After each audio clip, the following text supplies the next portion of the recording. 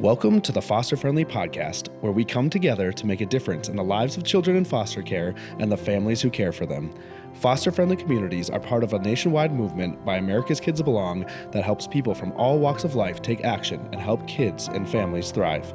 You'll hear from former foster youth, foster and adoptive parents, social workers, faith and business leaders, and other experts on how to engage in meaningful ways. Our hosts Brian, Travis, and Courtney explore inspiring stories of everyday people making a difference in foster care where they live and work.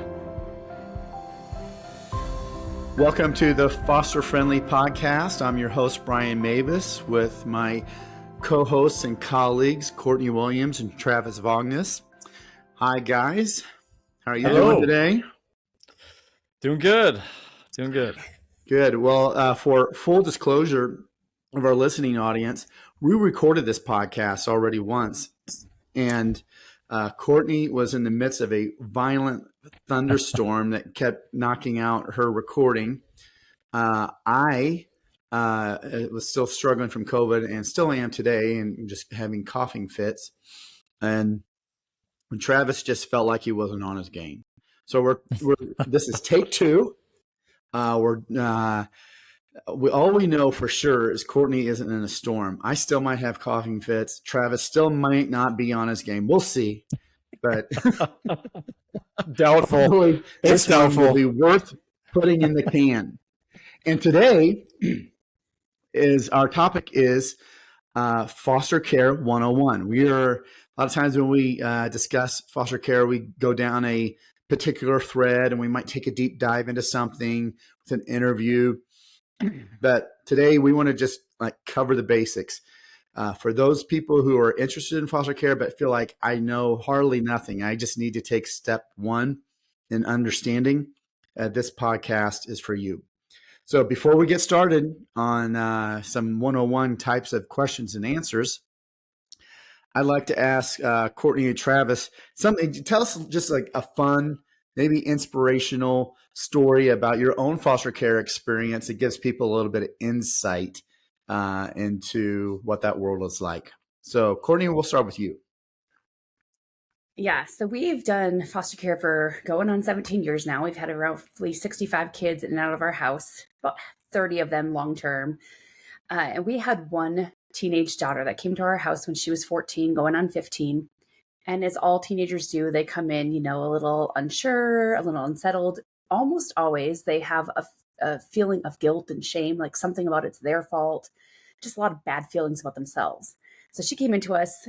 We had a 15-year-old daughter in our home as well, and a 17-year-old son and a 13-year-old son. So more kids, but those were the three that are around her age.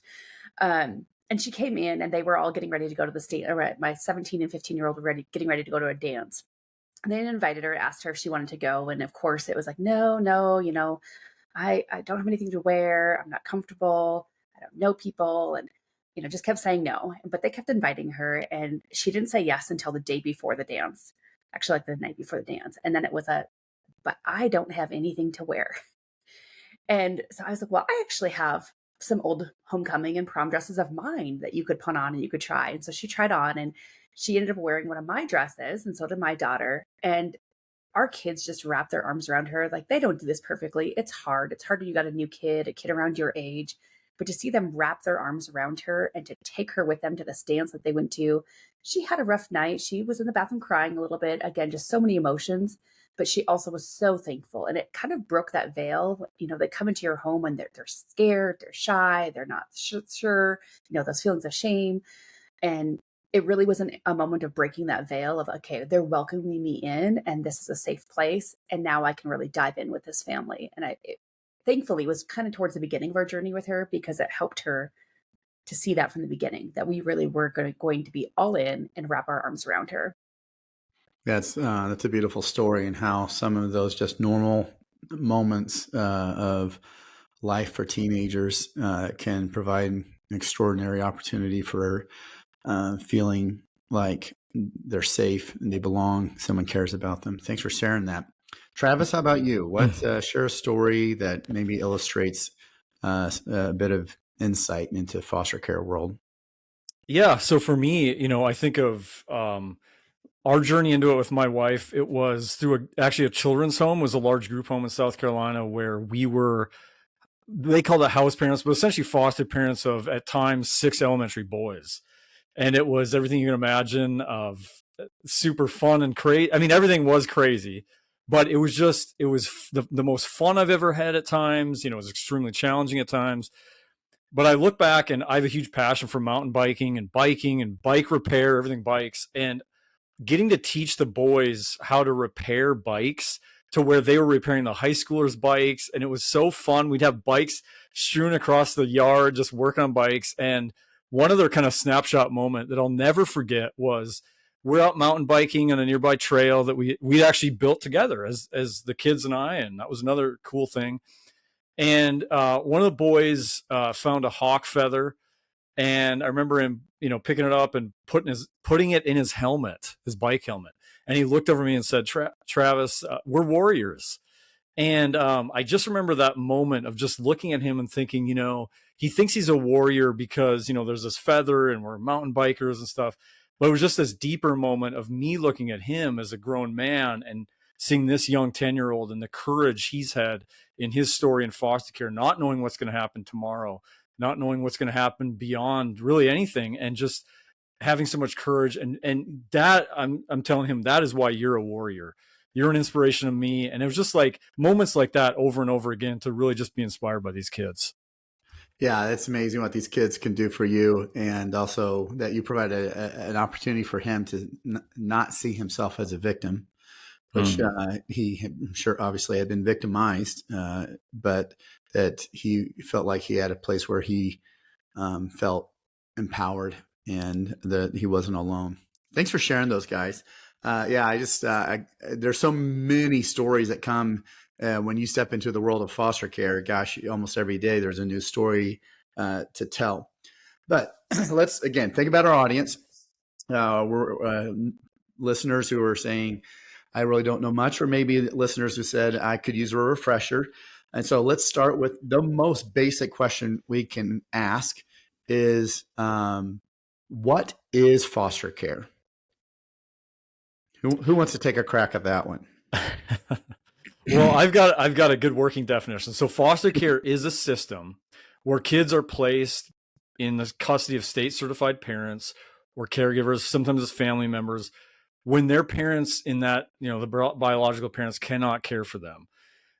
Interestingly, that when you look at sort of the statistics of what leads kids to go into foster care in the first place, is that around 60% is neglect situations. Parental drug abuse comes in at around 30%, inability to cope, next one at 13, and then physical abuse is around 13%, and then housing insufficiency comes in around 10%. These factors can be co-occurring. So meaning, you know, it can be drug abuse and neglect and, you know, all those types of things. But it's interesting that those are sort of how it breaks out. And so at any time, 400,000 kids nationally are in the foster care system, with the goal of reunification being the primary goal. And then 1 in 4 statistically are then eventually able to be, or their path is to be adopted because, you know, maybe their parents tried everything they could, or just the judge deemed it was just unfit or unsafe, or maybe the parents gave up their rights to come home. And so now you're looking at another trajectory. So Courtney, what am I missing on? No, that's great. I think the only thing to add is a lot of people, you know, people will look at us and be like, 65 kids, how is that possible?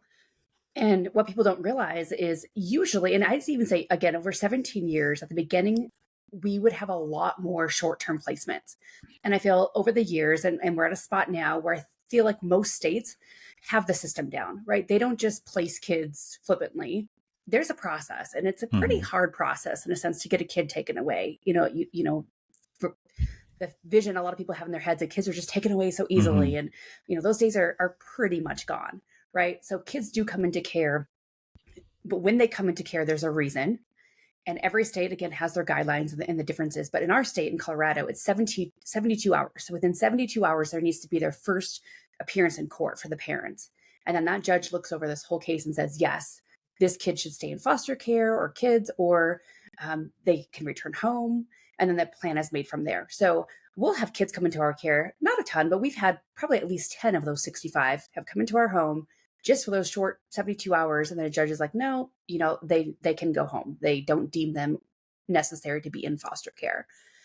Also, then kids enter the system, and some parents, it just is a quick a wake up call, and they realize really quickly what they've done wrong, what they need to fix, and they quickly get on board to fix the things and work on their case plan. And so those kids, it could be anywhere from 1 to 3 months, right? And then you have the longer term things where oftentimes it's like substance abuse, where it's a long process and they can turn into a longer situation. But that's why when people say 65 kids, it's like, well, yes, but not all of those have been in my home for 3 months, 6 months, a year. A lot of them have been very short term. Right. So yeah, I like to highlight just a couple. I'm not going to say anything new. Just highlight a little bit of what both of you said. Courtney, one was that it's not easy for a child to be removed, and that's not something that anybody wants.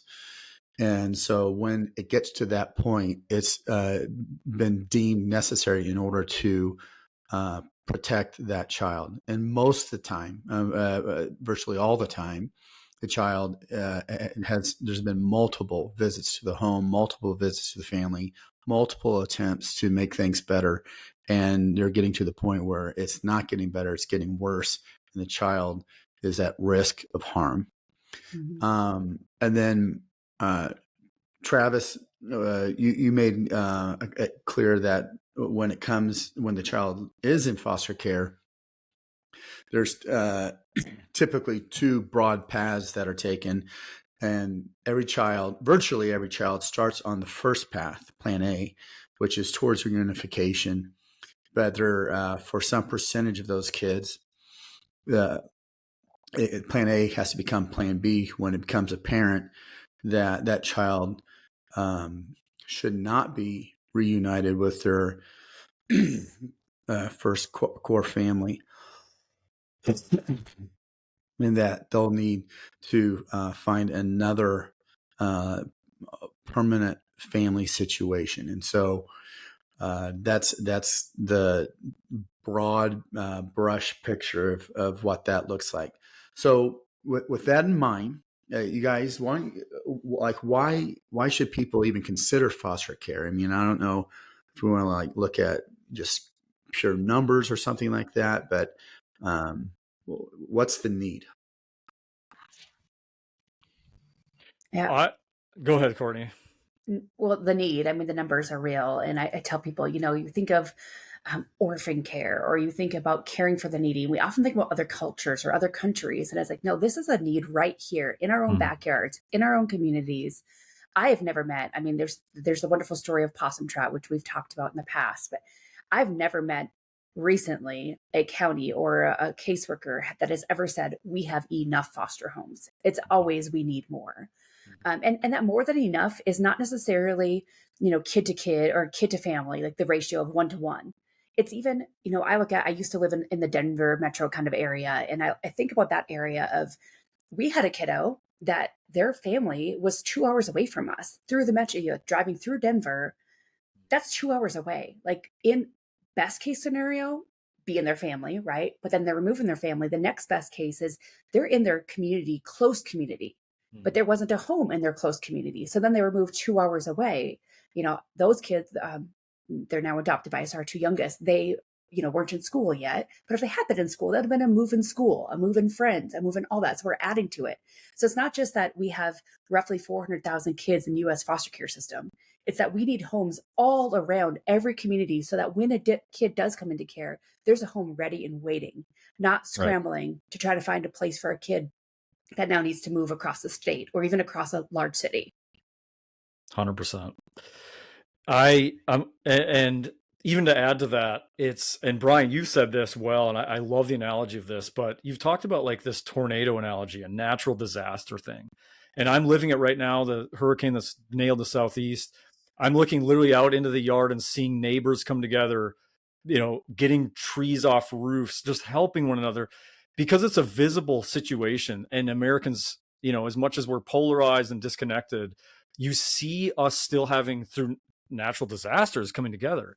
And you've kind of rightly talked about the crisis of foster care. As Courtney said, in every state, there's a shortage. typically half the parents needed. And this is an invisible crisis very few of us know about. And you just can't help but think if more did know and knew what the type of thing that Courtney's talked about, where also siblings are separated. Up to 50 to 80% of siblings are separated. Some kids are still sleeping in hotels or child welfare offices right now because there's not enough foster parents. If more of us as Americans knew this, that's not to say everybody would jump in line and say, I'm going to foster. But I think there'd be a lot more people going, wow, I had no idea this is in our backyard. Yeah, there's a line that says, let's help the child keep the most and lose the least. And the idea behind that is when they are removed from their family, often, as Travis, you just said, they lose more than just that. They might lose their siblings. They might lose, Courtney, you mentioned about being 2 hours away. So they end up losing their friends, their school, their teachers, all the things that are familiar. So now they've lost all that. So what would it look like if instead the caseworker spending all day and the night trying to get someone to say yes and then calling out further and further and further away could say, I actually have 4 good options in front of me here. And this one is close to their school, or this one speaks their language. That's what we're hoping for. Yeah. Okay. So if someone were interested and said, okay, I understand what it is. I understand the need. I do want to take my first step towards doing something to get on that list of being a qualified foster parent. How does someone start? Courtney, I feel like you'd be really good with this since that's part of your responsibility. So someone comes to you and says, how do I start in this process of being a foster parent? The first thing I tell people is to research your area and your options, because every state, again, is different. Some states have CPAs, which are child placing agencies. Most states do now, but not all states. So some states you have to go through your county. Some states you have options. So first thing is to research and know what your options are. We do have some tools that we'll share at the end of ways that we can help you research and know what your options are, but get to know what your options are. And then I tell people, once you know those options, go to an informational night or orientation night, whatever they might call it. And don't just go to one. Go to one and multiple of the options you have, because every agency runs things a little bit differently. They have different niches. They, might focus on teens or might focus on medically fragile kids, whatever it might be. And so something that might be your heartbeat might lead you to a specific agency. So know your options, go to informational nights. And then I say, sit down with your family, have deep, hard discussions. Again, we've got some great questions that you can ask if you're married or have a partner of, what do we really think about this? Can we handle XYZ when it comes to our home? What in our past is going to stand in the way? And just have those deep conversations. If you have kids, sit your kids down and have some of the same conversations with them. And then I always encourage, get to know a foster family around you.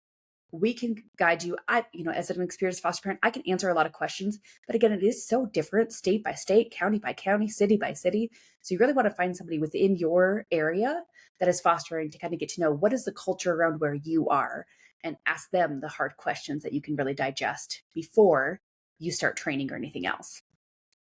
Yeah, that's good, Court. When my wife and I have gone through this a couple of times, once in California, once in Colorado, as far as being certified, and they're very similar with a few different things. My expression, same potatoes, different gravy, and so a couple of things that it was like that were the same. One was there was this. I forget how many hours, but 24, 27, 30 hours of training. And our experience in California was it was done over 2 weekends. And our experience in Colorado was it was done over 8 weeknights. And so it could be different as far as that training goes. And you're mostly just kind of learning about why kids are in care. And then you start kind of learning some parenting skills that you might not normally have had. And then and what some of the laws and rules are. And then the other thing that was common, but also maybe didn't know what to expect, was this home study, where someone comes to your house and asks you a bunch of questions about your life and your history and does some physical inspection of your home. And it might sound intimidating, but they're not there to as a gotcha. Like we found a little thing that's wrong. They're there to understand who you are. Maybe keep in mind, because of who you are, what might be best matches, and then then to find out if there is something that is egregious and especially concerning. So with all that, the process, the classes, the home study, a lot of people, though, still going into it, have some misconceptions or some myths that they believe about foster care that they either just don't know or they assume will disqualify them.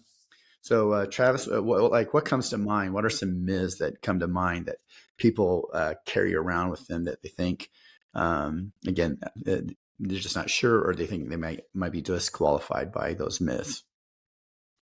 Yeah, I mean, so I think one of the biggest ones that you'll hear is, I'm single. Someone saying I'm single, so therefore I must not be able to, and that's a myth. It's like, in fact, I know some single foster parents, Courtney, I'm sure you guys do as well, that in some ways they can actually give more capacity. They have more capacity being single because they don't have a spouse. They don't have necessarily their own biological kids. They're just pour completely into the kids in foster care that they have. Just a couple more that come to my top of my head are, that I can't work, things like that, or I can't work full time. Another myth. Childcare.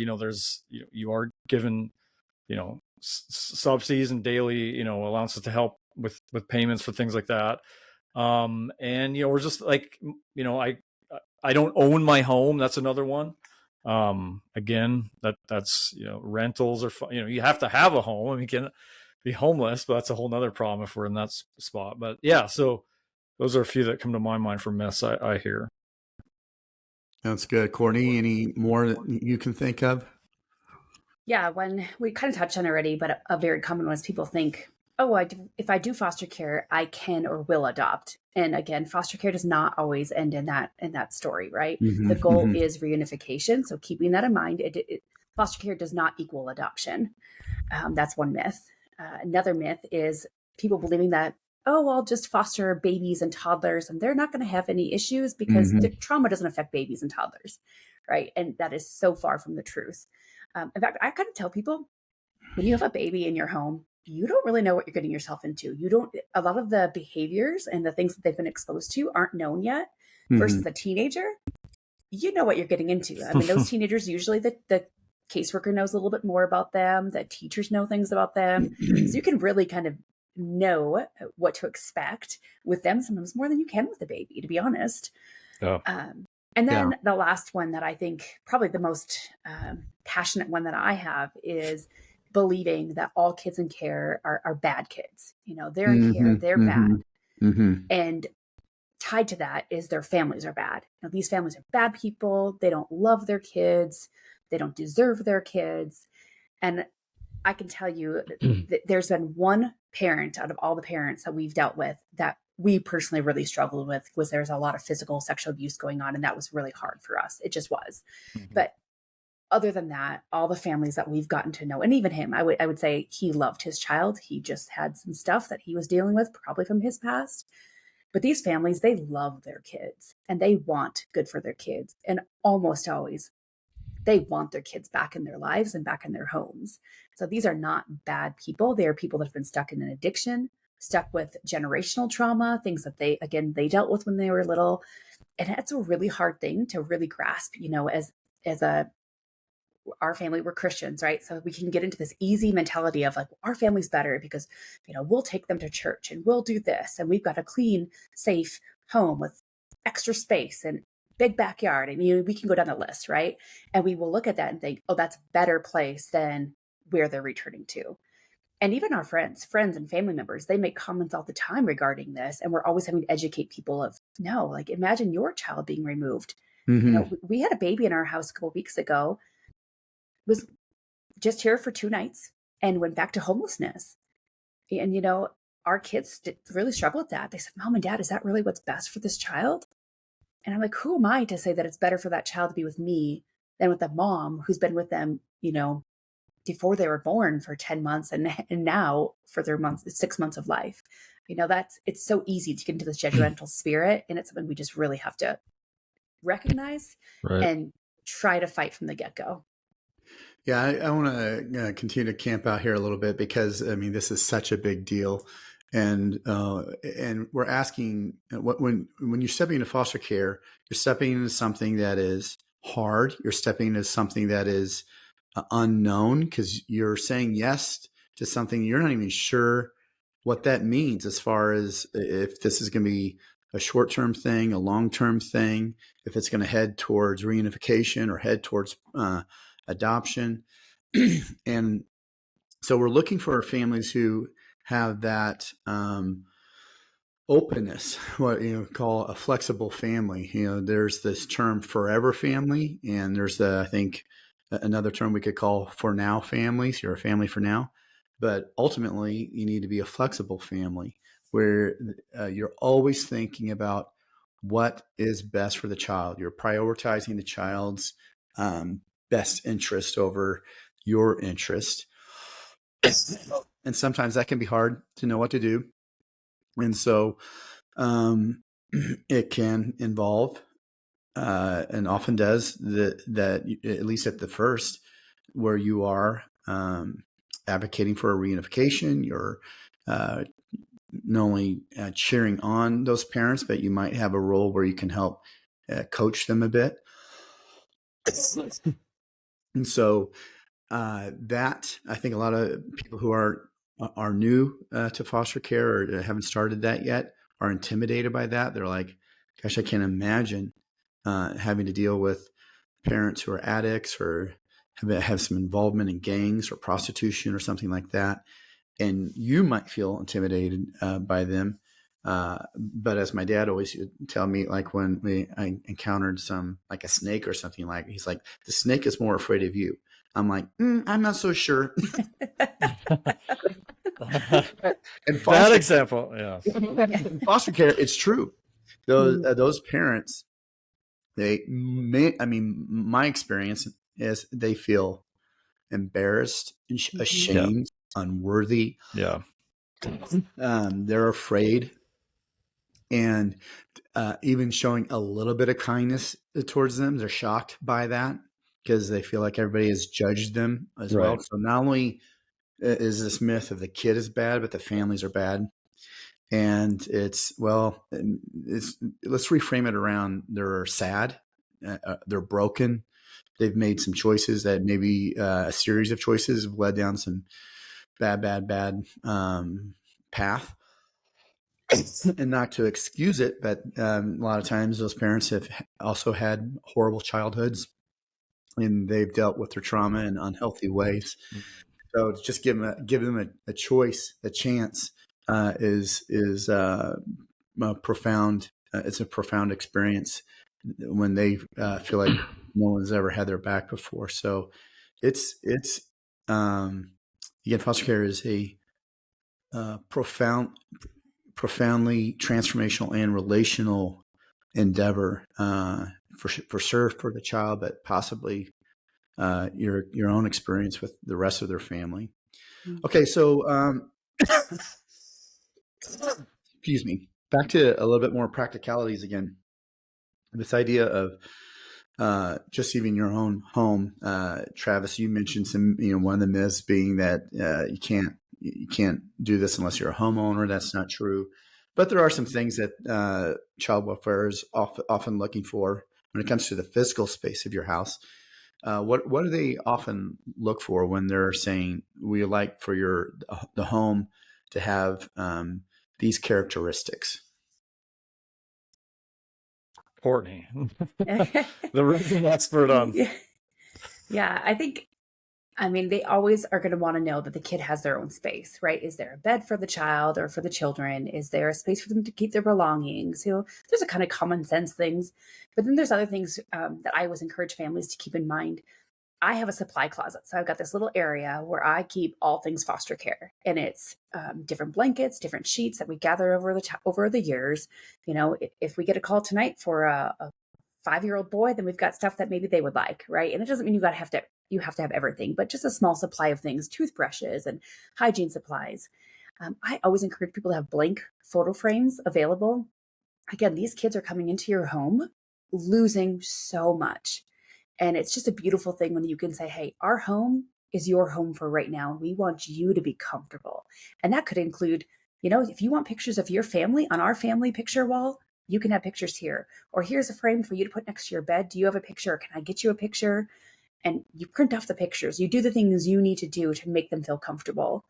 And then I tell people, always think about the senses, right? The 5 senses are really the things that make kids feel safe. Is there something in the room? Is there something that they can smell, like a diffuser or something like that? Is there a weighted blanket? Things that they can touch, stuffed animals. Think about the senses. Think about what makes you comfortable when you jump into bed at night or when you go to a guest house. Those are the type of things that I think about, having them ready to go. Again, that's kind of the physical space.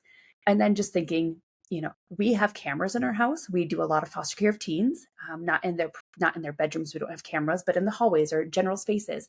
That's to protect them. And I tell them, it's not just for our protection. This is for your protection as well.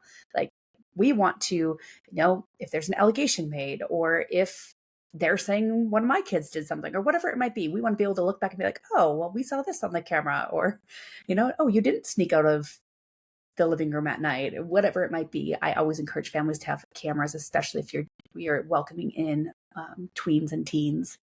And then the last thing that I think about is, we call it a yes basket. These kids often come with major food insecurities. And that can be because they were denied food. It can be because they ate a lot of junk food. It can be because just food is something that we often go to, right? When our emotions are high, food is like a security blanket.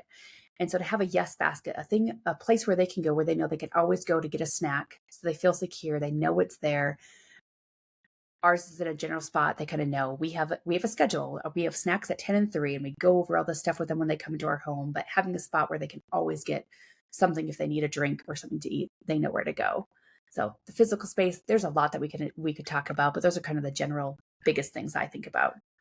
Yeah, that's really good. I love all those suggestions. And yeah, I think so many foster parents will definitely affirm the food one. It's almost shocking how much food insecurity is tied into the world of foster care, and just so that they know, like, I can come here anytime and just grab this, and like, or yeah, they're shocked by that. Okay, so Travis, let's talk a little bit about reasons people ultimately say no, and let's maybe categorize this around two different categories. One is, we'll just call excuses, why people will say no, and then the other reason is why people say no, and that's probably right, that they're just not at a right place or a right season to say yes to foster care.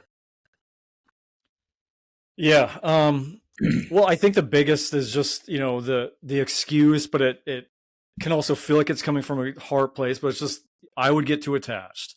You'll hear that. And what it's communicating also is that they don't deserve that. They don't deserve people that pour everything in and love them and help heal through the love. I mean, what else? They deserve nothing less. And I think tied to that is also the reality that people don't understand too, is that what feels like a liability, like my liability is because my heart is on my sleeve, or I just invest my heart too much, is the very greatest gift you are offering in this time of, they need stability, they need love, and that's promoting their healing onto the next part of their journey. And so like that's kind of a border between an excuse, but just maybe also one that's just like not understood enough, I think, on the part of the excuse person. And another one I think is, my kids will be ruined, or somehow this is going to just extremely like kind of wreck our family or put us in harm's way. And certainly, and Courtney can speak to this, I mean, there's a lot of preemptive things we need to do. We need to be vigilant. There's all kinds of safety things to be careful of in your house and to watch and have oversight on. Because of course, I mean, these kids are coming from difficult places that all kinds of, things may have happened to them that they then may reenact or can happen to your kids. But what we'll also see is while we're, being safe, being wise, doing those types of things, we're seeing that our kids are actually providing some of the greatest stability and help in their love for them that we as parents can't even offer, so I mean, they have a tremendous gift in what they're providing in helping be Yeah, part of that's this. good. Yeah, all three of us have biological children, and I think all three of us can affirm that in spite of hard moments, foster care, their own experience with foster care has made them better people, more compassionate, more aware of the wounds in the world. Has given them a tool set of skills, relational skills that they wouldn't have had otherwise.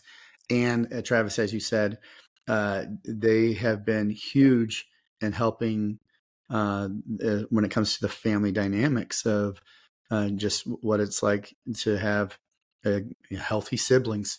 And so, I mean, at the moment, I'm just thinking of silly stuff like my girls. We had an older boy with us, and we broke one of our rules was not to ever have a youth in our family that was older than our youngest daughter, and we had a young man who was older than both our daughters.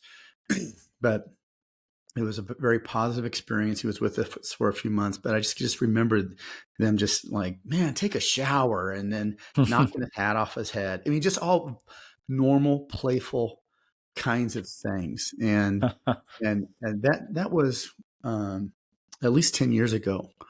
And he's moved a few times, Texas and Louisiana, and he has his own family now. Now he lives just 20 minutes from here, and there's still a relationship there, and so it's fun. Will this impact your kids? It certainly will, and hopefully it definitely can have a mostly positive impact. Courtney, let's address though a couple of reasons people should say no or not yet. Yeah, I tell people, we all have stuff in our background, right? My husband, he comes from an abusive home. He had a really hard childhood, and he's never going to go 100% get over that, forget that, right? But he's moved on to be able to have safe and healthy relationships. So if he wasn't at a point, or if you're not at that point where you have some hard stuff in your past that you've not been able to get over, you're still really struggling with it, like on a day-to-day basis, then I would say maybe you need to get some counseling or find your ways of healing through that before you step into this realm. And again, that doesn't mean it has to be, if you've gone through those things, you can't do this. My own husband, has, and he's been able to connect with these kids differently than I have been able to.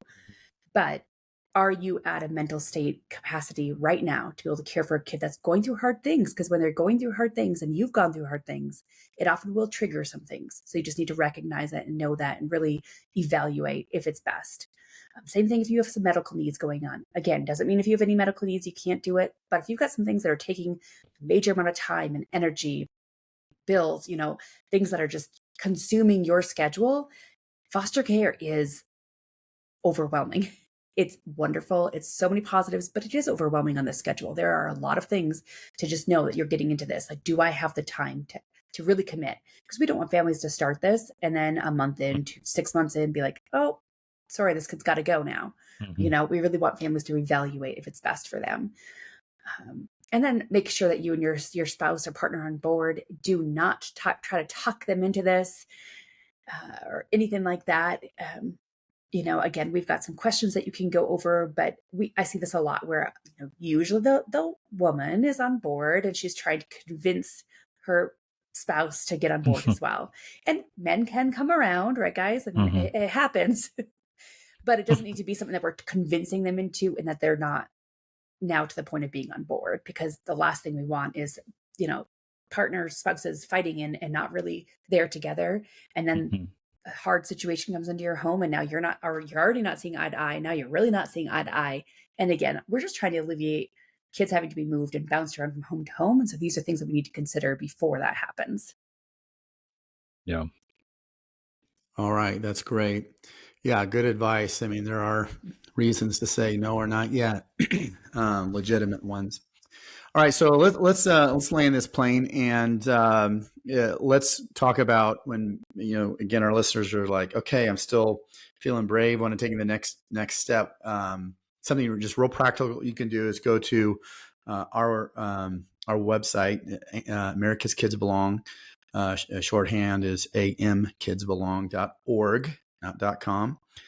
And across the top, the navigation, there's one main navigation called Fostering. And on that, there's a drop down of different things.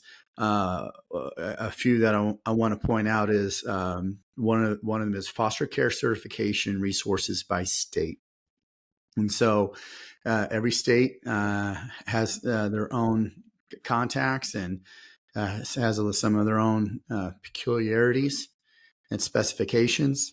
And so if you go there and look at for your state, it'll give you some great resources and links and contacts on how to get started.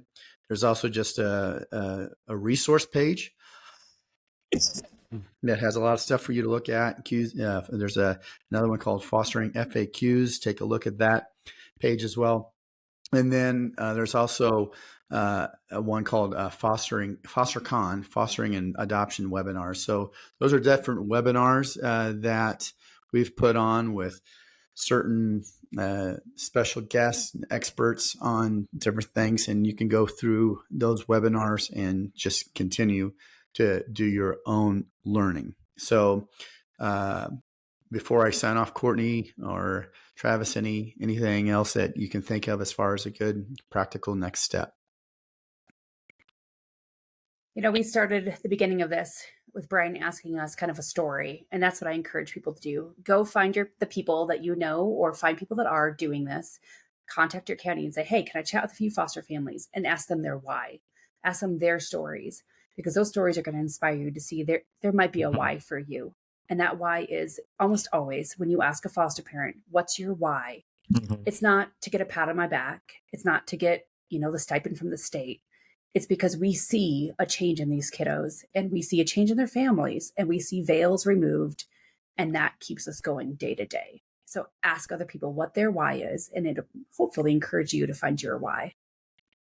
I love that. And I would just add too, don't discount your past experience in life that may not seem like it intersects foster care, and you'll be just blown away at, maybe there was something in your childhood or you overcame adversity in some other way that you can bring in. And so I think the experiential part of our own stories that we may discount or not realize hugely plays into this and empowers us and gives us credibility in ways. It's unbelievable. And being part of foster care and helping in this way is a cause greater than it's just a huge mission that I think is a huge need, and it'll change your life. Yeah. Well, Travis and Courtney, thank you for your wise guidance. I know it doesn't just come from books; it comes from years of living it out, and also for sharing the inspiring parts of it as well. And if again you're listening and you're thinking about going down this path, my encouragement to you right now is don't stare way down the path and feel intimidated. Just look at what your next step should be and take that step. So you aren't alone. There are a lot of resources. And as Courtney said, you probably have a relationship with someone, or you could fairly soon, that can be a local wise guide for you as well. God bless. Thank you. Yeah, thank you. We hope you enjoyed today's episode.